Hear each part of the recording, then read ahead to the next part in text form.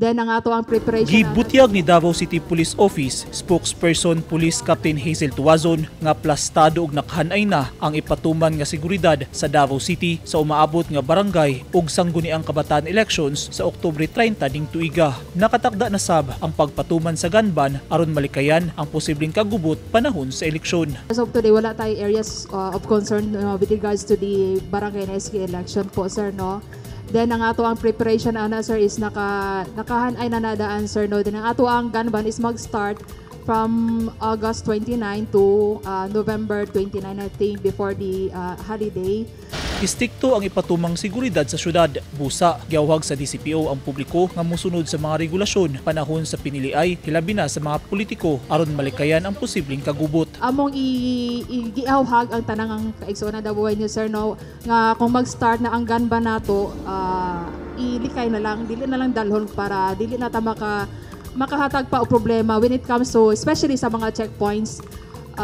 Stricto gyud ang PNP ug ang task force Davao nato, sir, when it comes to the checkpoint of the boundary.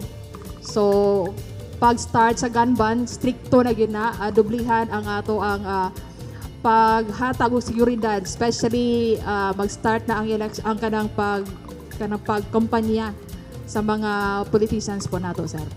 Gipasabot ni Department of the Interior and Local Government kon DILG-11 Regional Director Alex Roldan nga adunay pipila ka mga kapitan sa Davao Region ang nagatubang og mga kaso sama sa korupsyon. Apan dili kini babag sa pag-file og Certificate of Candidacy hangtod wala pay gipagawas nga desisyon ng ombudsman nga disqualified kini sa paghupot og katungdanan sa gobyerno. Gi-declare sila sa ombudsman nga disqualified or na sila court nga niingon nga kanabitang nasa dispositive position portion sa mga desisyon nga decided na nga disqualified to hold any position.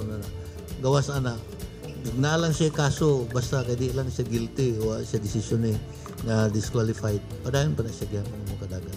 Pero naay mga kapitan nga gipakanaugan og desisyon sa ombudsman nga imbes nga disqualification gipabayad na lang kini sa iyang atraso. Nabay uban nga sa Davao City nga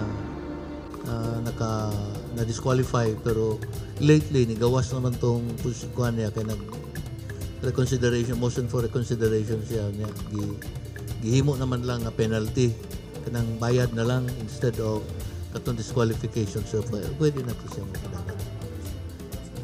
Wala kahit diri mga pila ng kabuok nga naara siguro sa mga 5 ang mga desisyonan sa whole region.